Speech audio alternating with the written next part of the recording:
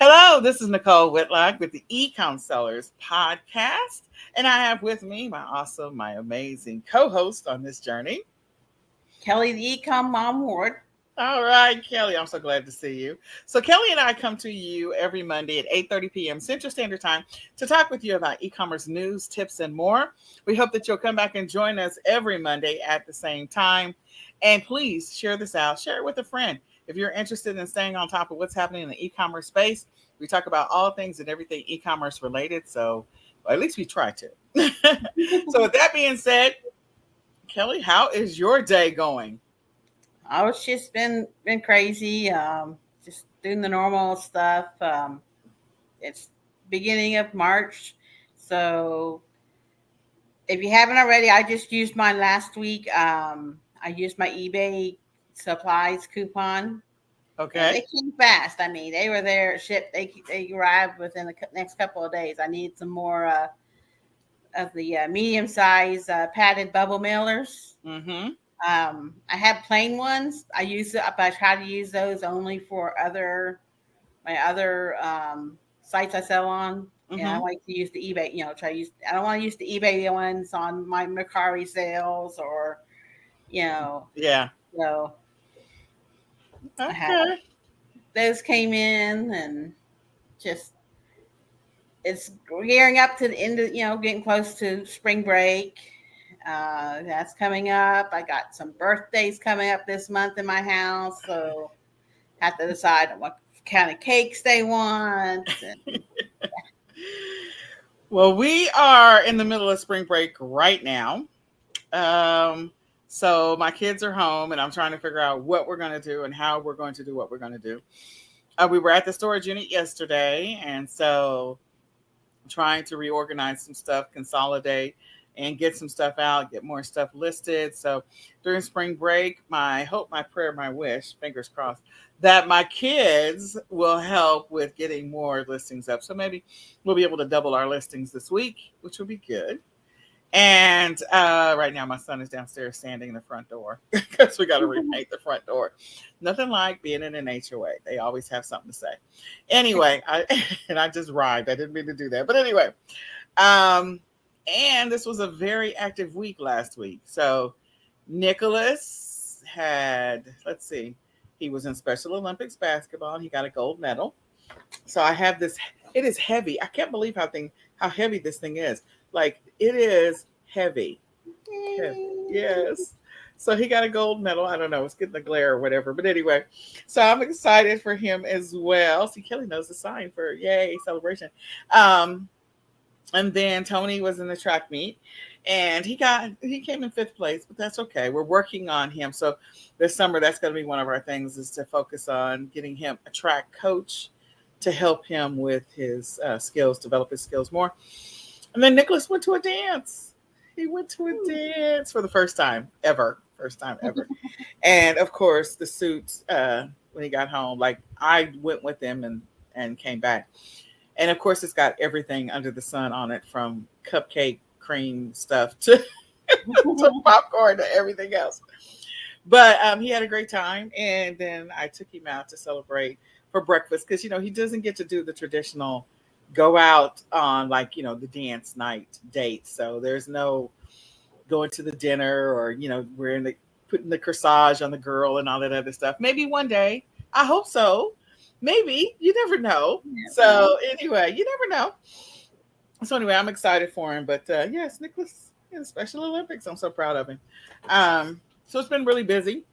We have a full week ahead of us with inventory and stuff with the business. So Kelly and I are going to get on with it. What are you having for dinner? Nicholas and I are cooking tonight, so we're cooking. we're going to do Asian tonight. I love to shop at Aldi, and I follow Aldi Facebook group, and they talk about a lot of times they talk about different recipes, and some of them talk about this honey battered chicken pieces and making it to like a sweet and sour dinner. So I'm going to air fry those chicken pieces, and cook up some rice and have some sweet and sour sauce and some stir fry vegetables. And Also have some egg rolls. I'm gonna try to figure out how to do those in the either in the air fryer. If not, I'll just shove them in the oven or something. However the package says to cook them, Yeah. And got some sweet and sour sauce to go with that. So just a little different, Try to figure out something different to eat besides the normal same old, There you go. Well, I went to the store, and so I got the boys are going to be having hamburgers this week since they're at home. But I was like, okay, let's just have something healthy. So we're going to make our cabbage. I don't know what you want to call this. It's not your typical cabbage because it's a meal. Like I put everything under the sun in my cabbage. So it's got everything from bell peppers to sweet potatoes to I do greens with kale, with cabbage, with red cabbage, and then and white cabbage, and then you put some carrot strips in there. Like we have a little bit of everything, including brown rice. So it is a meal, and it's not and bacon bits. So it's a meal, and not a this is just some cabbage.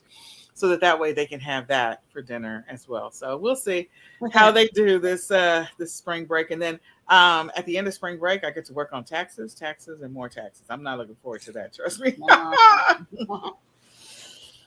Yeah, so that's my big thing is to get through the week with doubling my listings and for the week and working on taxes, getting ready for taxes. So we'll see which one wins. One of them is going to win and one of them may not win. So we'll see. We'll see. In any case, so Kelly, let's get on with the news. Let's share what you know about the news. And I'm going to try to log in because I did not log in before we got started. So let me go find the news info on my side. Okay, I will start with eBay. eBay's having their virtual seller conference, which usually like their eBay Open.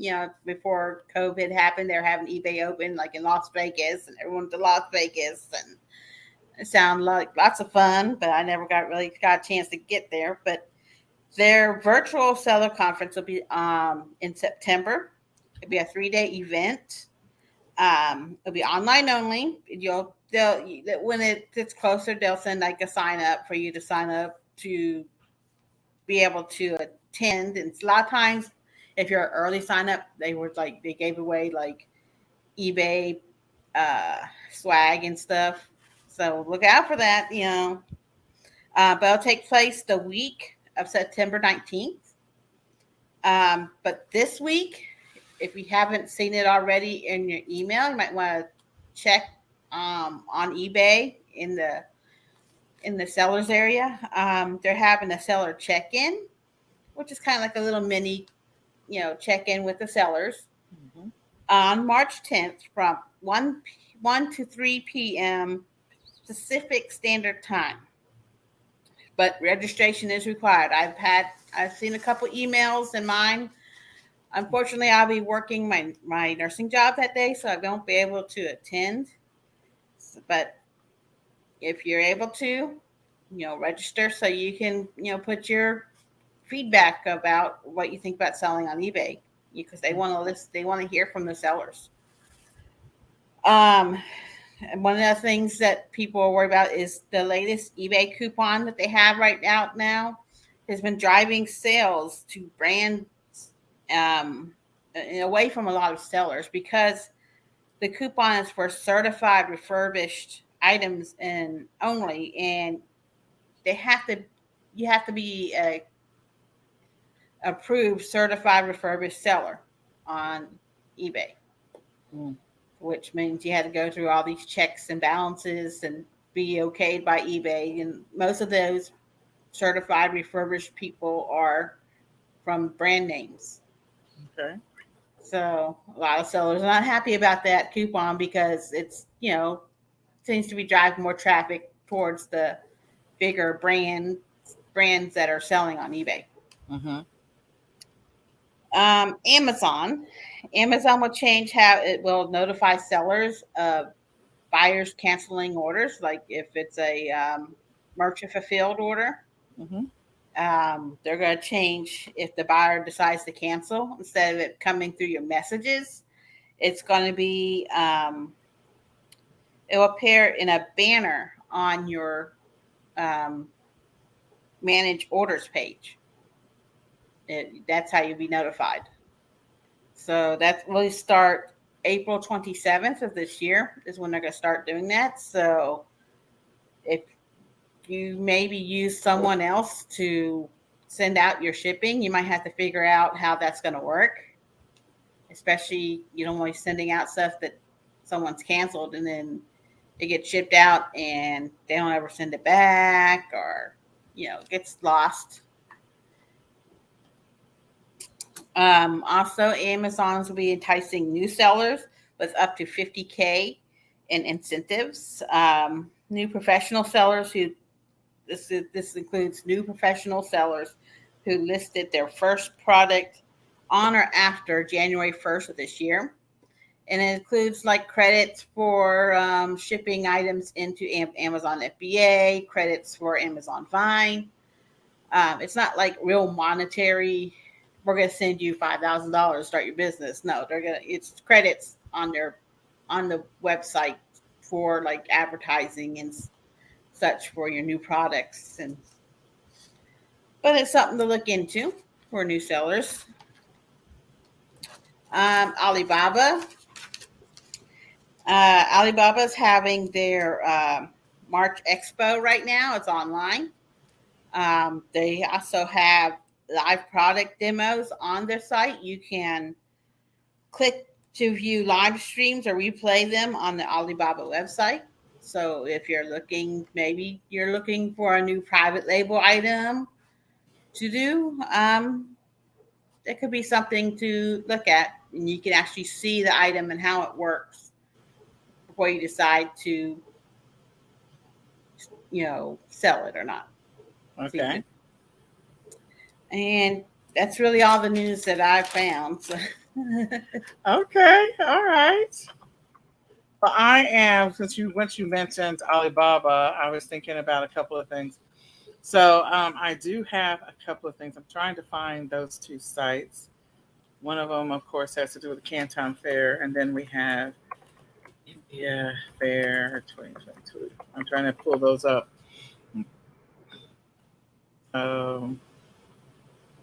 Let's see. See if I can get these dates right. Probably not going to find the right one. So I will go ahead and just share. Oh, okay. My screen. Took me a minute. Let me just share my screen. Oh, I forgot. Oh, I'm already sharing my screen in the background. I just have to bring it forward. Okay. Let me do that. So funny. I forget that I can do that. All right. So a couple of things. So the first thing is I thought this was interesting and insightful.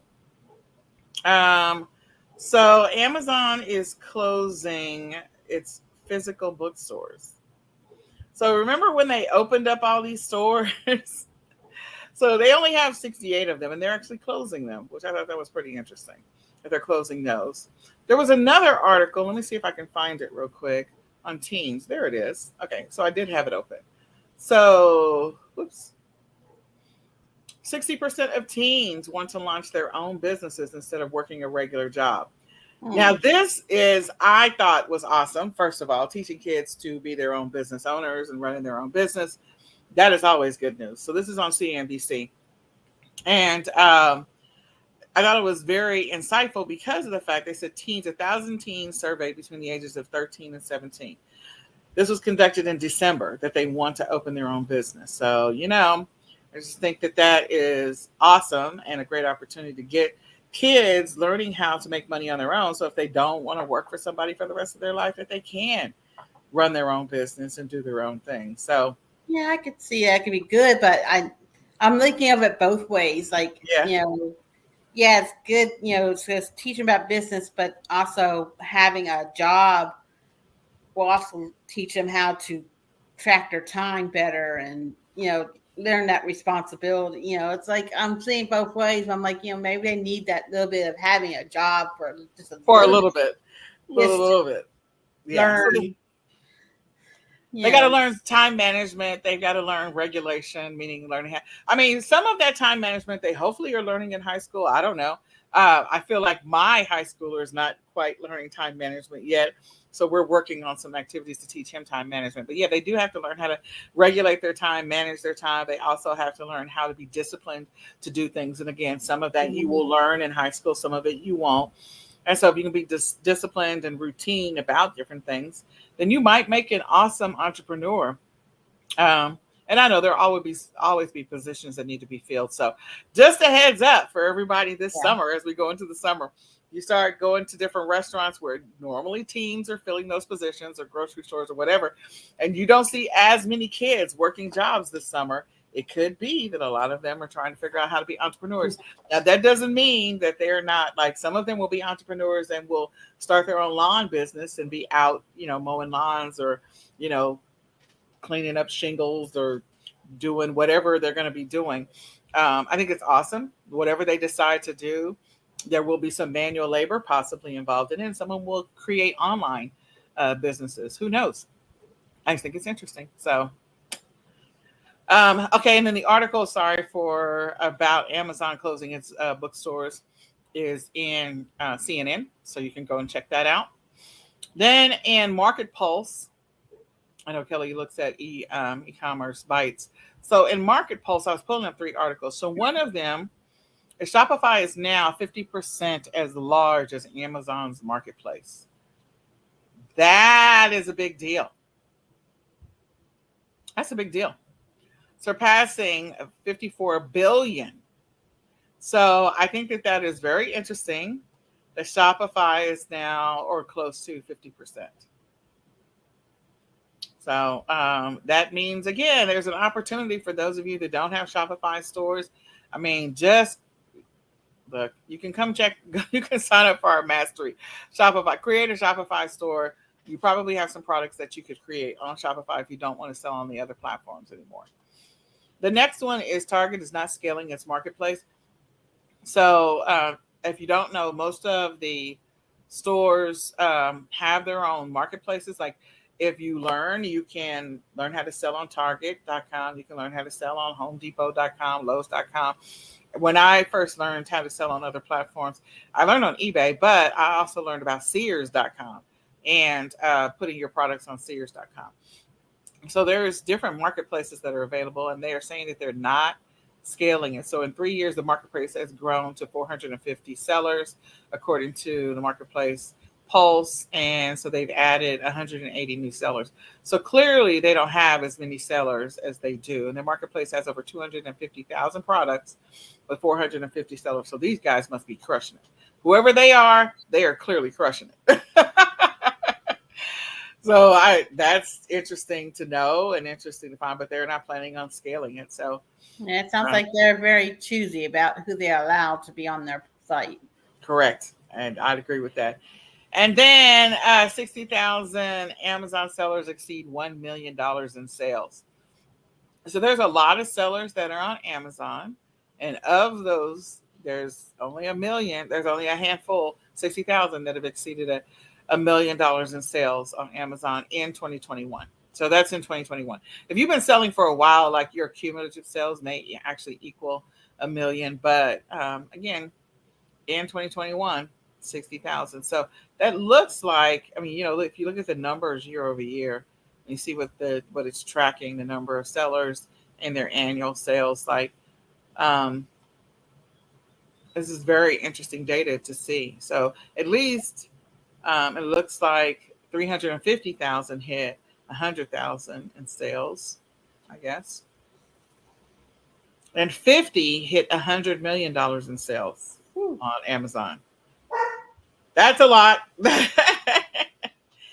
That is a lot. All right. So the Canton Fair is coming up, we think. We'll see. For those of you that want to go to China, like to go to China, just sharing with you the dates based on what we know so far, that right now the tentative dates are April the 15th through the 19th. And then I will find out about the India Fair. I feel like that's happening now, but maybe it's later. So be aware of that if you decide to go. I know there's a couple of groups that are going to different, like, some people are going to China, some people are going to Mexico. So there's a Mexico trip to go source inventory. Some people are doing I know that there's an India trip later on this year with the India sourcing network, and they're going to be going to India. So if you feel like this is your year that you're ready to go to another country to find your ideal products and to sell them, these are the events that you probably want to go check out. So with that, go ahead, Kelly. What are you gonna say? Like, they're going all the way to China and India, and I'm like, I barely go down to the next city to go source inventory. Let me just say this. I feel like right now there is a lot of inventory that's in the US, especially with the liquidations. Like I feel like this is the year for liquidation. This year and next year are going to be the year for liquidation. So I don't think you need to go anywhere. I'm just going to be honest. Because again, if you look at what the liquidation stats were for online returns and what it became this year, it's ridiculous. The percentage, the jump in the percentage. So that means that they have, 3 times or 4 times the amount of returns that they've had historically. And that means all those stores that have those returns are sending them to liquidators to deal with them, which means liquidators have a boatload of inventory that they can push off to third-party sellers. So I just feel like if you want to go to another country, that's awesome. But if you want to find a variety of inventory, I feel like liquidators may be it. And maybe we'll talk about that next week. I don't know. We'll get into it. I know I talked about it on a previous summit, so we'll see. All right. So with that being said, we're going to give you some e-commerce tips. I hope that news was helpful for you. I hope there's something in there that, for you, and we'll bring you some more news next week. There's always news. There's lots of news. We kind of gloss over some of the top stories or some of the stories we feel like it might be helpful to you. So we're going to talk about 8 tips for creating a good listing on eBay. All right. So Kelly and I are going to tag team. Do you want to start first, Kelly? You want me to go? Which one do you want to do? Sure, I'll start first. All right. So the first one. Before you start, you do your keyword research. So you kind of have to take your item. I usually look at what other sellers have written for keywords. Especially I look at solds to see, find keywords that I might not have thought of to go with that item, to help. Because I like to use the ones that sold, because I know, hey, it sold. That means the customer was able to find it using those words. You can use keyword tools sites to help you with keywords, but for me, I just usually just look at sold listing titles to make sure that when I can fill out as much characters in my titles as needed. Try to use all 80. I'm not going to use words in there that people aren't going to type in. I'm not going to use look, rare, or unless it's something that's maybe really rare but that's rarely ever used. I want to use searchable words, not squiggly lines and look at this, and because that's not going to help you in your search. You want to use words that customers are using. They're not going to be looking for look at this, Absolutely. I agree with Kelly. Also, you're just doing some research on what other listings. When she says she went to sold listings, be inspired by the information that's in sold listings. Maybe there is something there that you can use to build your listing. So I think that is a great tip. That's a golden tip. All right. So think like a customer.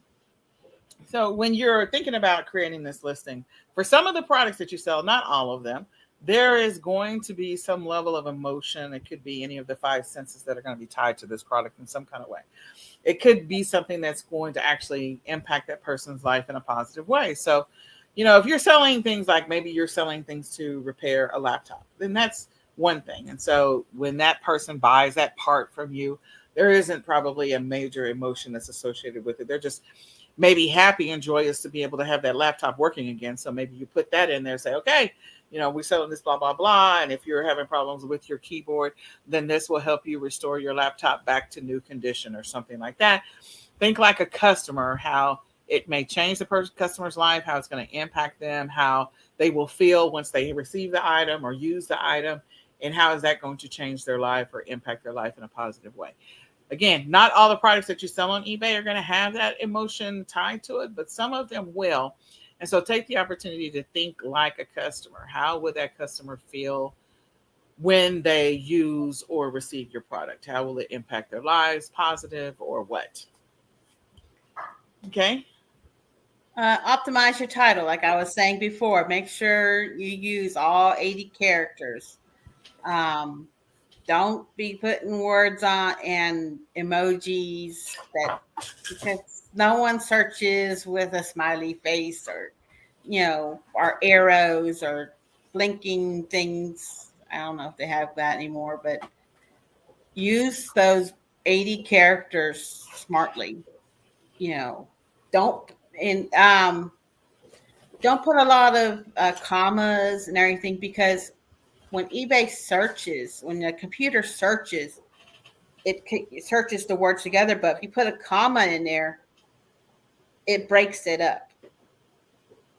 So if you put, I don't know, the author's first name, last name, and in the book, but you say you put the author's first name, comma, and then last, well, just go by the first name. So it might be looking up Bob, and all it looks up is Bob and not the whole book's name and everything else. So make sure you don't need to put the punctuation in there unless it's like part of the band's name, a band's name or something. You want to, but if it's set, say it's a 1970s, you put 70s, and instead of putting apostrophe, you just put 70s, so to make it searchable better for the computer. All right. There you go. I agree with Kelly. There are opportunities, using all of your characters, what she said on the first session, or the first item, but putting as many descriptive or use words, search terms in there, that's going to help you when you create your listing or your title. The next one is creating a customer focused description, detailed description. Now, again, that's going to depend on what it is that you're selling. Sometimes that may or may not be relevant, but for some things that you need, you may need a more detailed description. So there's always an opportunity, even if you're selling like WD-40, to put a good description in there. So we want to encourage you to make sure you're thinking about the customer, how the customer might use this thing, how this thing may, again, what I mentioned before, how it may impact their life in a positive or negative way. Maybe they've been searching for something like this. So again, if it's rare, if it's unusual, if it's different, even if it's a part, even if it's something that's used, there's some level of the description that you need to include. You also need to include, make sure you have sizes, colors, dimensions, things like that are going to be helpful for them to know. If there's anything that's got a scratch on it, you need to include that information, or a tear or a rip or a mark. Make sure you include all of that helpful information so that they can make the best possible decision when it comes to the product that you're trying to sell. Yeah, I agree with that. And, but make it short and sweet.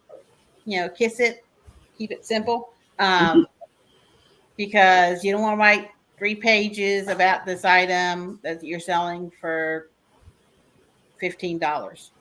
You want to make sure No. that you're using your time wisely. Make Yes. short bullet points. This is what it is. Here's any flaws. This is what the size is, and leave it at that. Don't spend too much time on something. You want to make sure that you are getting your items listed quickly, but you want to make sure that you do have a short detail, and you don't want to put your customer asleep with they reading their description. A book. Yeah, depends on what you're selling. So yeah, make sure you're not putting in a book for sure. Take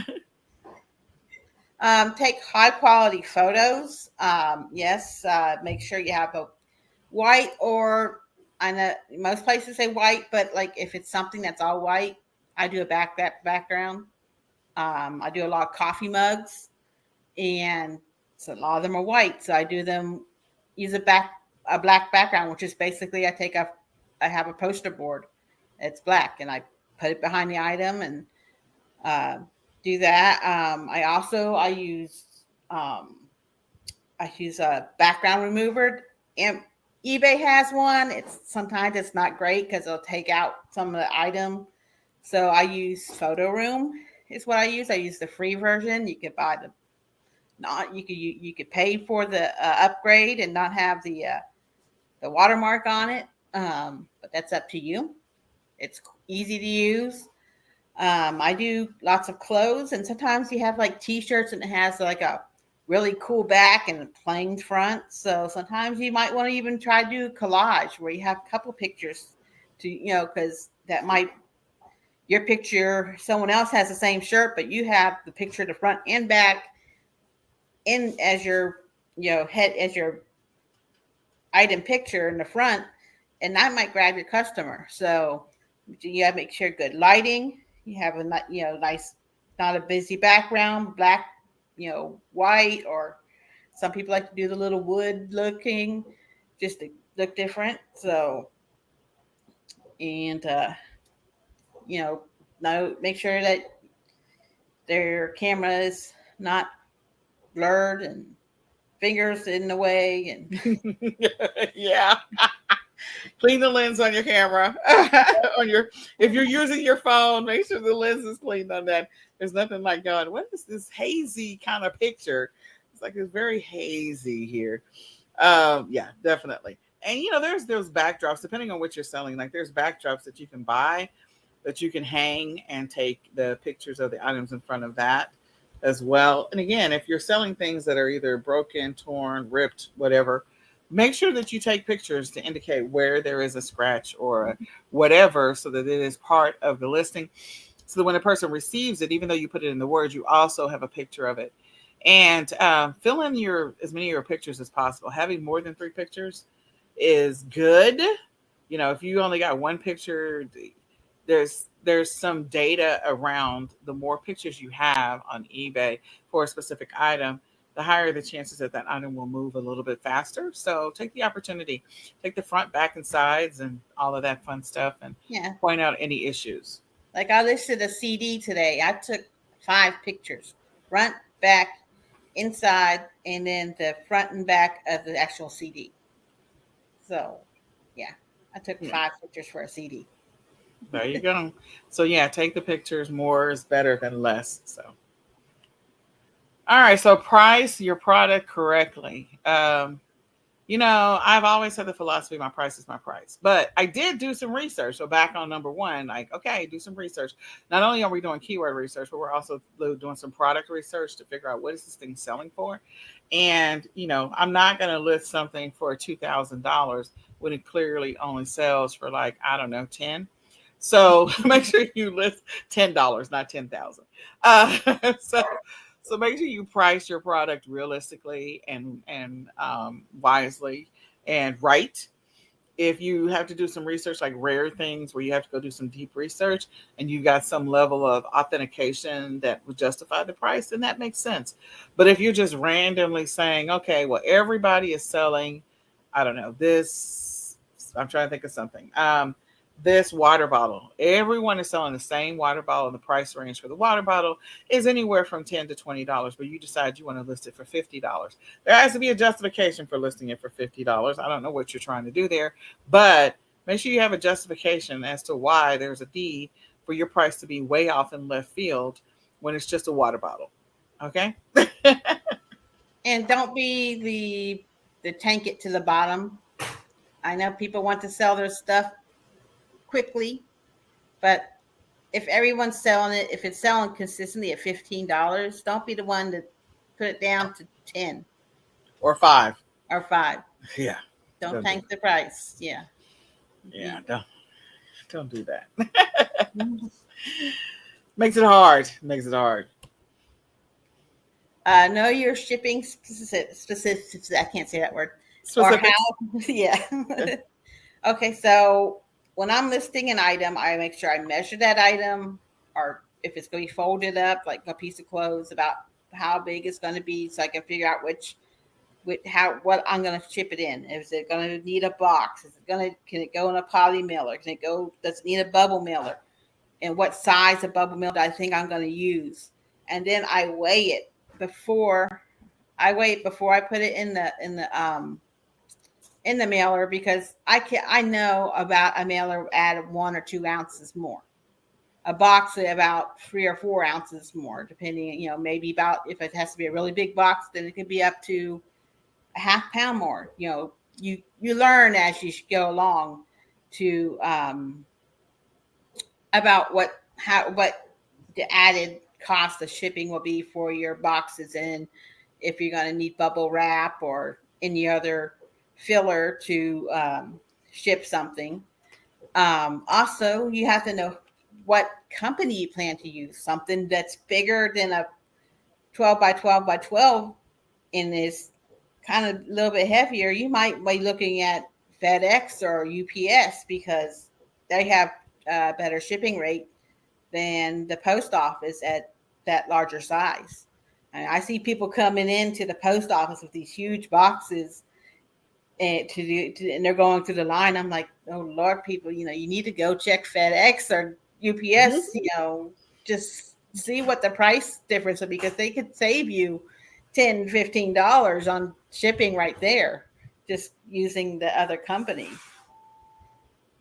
So, and also if you plan to do free shipping, then you have to build that shipping amount into your price of your item.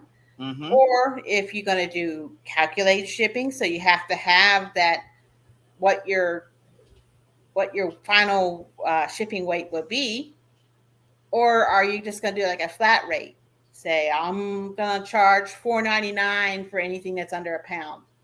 I'm going to charge this amount for, over a pound. So, and then you can build out your shipping policies on eBay to go with that. And also, do you plan to do international shipping? Are you going to use the global shipping program or the eBay shipping international, or are you going to ship it international yourself? So that's all a bunch of different things you have to think about when you're shipping. It's like, oh, it's just easy, just throw in the box and out it goes. But no, there's a lot more to shipping. I could talk all day on shipping. So Kelly knows a lot about shipping, guys. So when she talks about shipping, she's like E.F. Hutton. When she talks, you should listen. So she does know a lot about shipping. She taught me everything I know about shipping. So I'm just going to keep it 100. I'm not even going to fake it. So, and she has done several of our sessions, even when we were part of No Excuses, which was the previous group that we were part of, to talk about shipping. So yeah, she's passionate about shipping, and she's done a lot of extensive research on shipping. So I would tell you the other person on our team that knows a lot about shipping is Renata. Renata knows a lot about shipping, and so does Tony. I mean, I'm not going to say I'm ignorant to shipping. I know enough. I know enough. So, I mean, I do know a lot. I don't give myself enough credit, but the point is that she does know what she's talking about when it comes to shipping. So I just want to encourage you guys to, think about some of the stuff that Kelly said. Go back and listen to this again, and use it to your advantage. All right. The next one is populate your item specifics whenever possible. Definitely do that. If there are item specifics, if you want to get more lookers on your particular listing, if you want to get more people buying your specific product or get more eyeballs on your product, then, populate the item specifics if that is applicable to the item that you have to be selling. That's going to be stuff like brands, what is the material made of, color, that kind of stuff. That's going to be helpful in eBay, helping your item to be visible or to be seen. So, yeah, make sure you populate that stuff. It's also, I know that over time, like when you create listings with eBay, they'll tell you like you have this item needs item specifics, whatever you happen to be selling. Or item specifics are missing, or you have, 6 item specifics need to be populated, whatever it is. I forget all the lovely messages you get about item specifics. But there's also a report that's on eBay that'll tell you what's happening with your listings. And, one of the things that the reason why you might not be getting a lot of views is because you don't have item specifics populated. So if you want to get more views, if you want eBay to show it more often, having the information in there when it makes sense is helpful to you in your listing. Is there anything else you want to add to that, Kelly? Usually when I'm looking to list an item, I will find that same item that's already been sold and just click sell one like this. And a lot of times all that stuff is already filled out. I just kind of scan through, double check it. So then that makes it a whole lot easier. I don't have to add that on myself. Someone else has already done that work. So Mm-hmm. I just changed, like it might be the same t-shirt as that one, but that one's a 2XL and mine's just an XL. So I might just have to change out the size, in the size area, but Mm-hmm. everything else looks, kosher. So I just Yeah, save myself some time that way. there you go. All right. So with that being said, I hope that was helpful for you. Hope you use that information to help you create better listings in your business. So the next thing I just want to bring up is a couple of things. One, we do have a workshop that's coming up on your back office with Amazon, eBay, Walmart, Shopify. It's a two-part series, so we're covering part two this week. And if you want some more insight into the things that you can find in your back office, definitely sign up for the workshop. You can go to bit.ly/back office work. So back office work, capital B, capital O, capital W, and sign up for the two-part series so you can go over the stuff that's in your back office. So that's where you go and register. We also want to let you know that we do have the eBay Mastery Workshop that's coming up on April the 16th. It's your opportunity to master eBay, to get more sales, to get more traffic, to get more traction on eBay. This is one of those courses that our lovely buddy Norman used to teach. He used to talk about eBay all the time, and huge fan of Norman. So I'll be teaching it this time around. But it's another opportunity for you to get better at selling on eBay, to improve what's happening in your business on eBay. Maybe you were selling on eBay and you're ready to come back. And so, I've been selling a lot on eBay. I have a team that's in India that works on my eBay listings, and it's an opportunity for you to increase your eBay sales, to maybe help you steady or get more consistent sales overall. So if you're selling on the other platforms, give eBay a try. Watch out for our workshop because we would love to be able to help you on your eBay journey. Whatever your goal, your target is to get to, we want to be able to help you with that. If you didn't catch the eCom Sellers Summit, it was an awesome summit. We had originally 22 speakers. We lost one, then we got another one. So we had 23 total speakers. We had 27 sessions, or 28. I can't remember the total number. But I will say this. We had the two surprise speakers that we had at the end on day 4 were totally awesome. There's still a chance for you to grab the all access pass. The price has gone up, but we really would love to be able to help you on your e-commerce journey. Since it's early in the year, you still have time to make adjustments and shift what you're doing in your business so that you can grow it. So grab the all access pass, the recordings to all the speaker sessions, plus the speaker bonuses. And those speaker bonuses, we have over 27 bonuses that the speakers were giving out, which is totally awesome. And we are grateful for them. You can go to www.ecomsellersummit.com right now to grab those recordings and take advantage of that. We also want to encourage you to grab the My Ecom Planner. Like, seriously, if you are trying to get more organized, more structured, be more consistent in your business, and you're struggling, you're disorganized, this may be an opportunity for you to get organized. Some people like planners, some people don't. But I will tell you this, if there's a few things that you can start tracking in your business just to pay attention to what you are not doing, it may help your business long term. So if you're ready to get a little bit more consistency in your business, you want to keep things going, moving forward, then grab the My Ecom Planner so that you can make your adjustments starting now. It's March. It's early March. So you got March, April, May, June, July, August before we start getting into the Q4 stuff. You can also get a free planner if you sign up for the eCom Sellers Academy. We still have an offer for 25% off. So you can get off 25% off of the lifetime membership, and you get a free planner if you sign up for the lifetime membership. So go and grab that. All you have to do is put in 25 OFF ESA and you'll get a free planner once you join. So step 1, either get your own planner, or step 2, join eCom Sellers Academy as a lifetime member and type in 25% off and you'll get a discounted rate on the lifetime membership. And then last but not least, I do want to mention our e-commerce planning sessions that we do every single, well, not every single day, Monday through Saturday. We have daily sessions, and then we also have weekly. The weekly session is on Saturday morning. It's also available to you on Clubhouse, so you can go to Clubhouse and go grab the weekly session there. You can also grab some of the daily sessions on Clubhouse.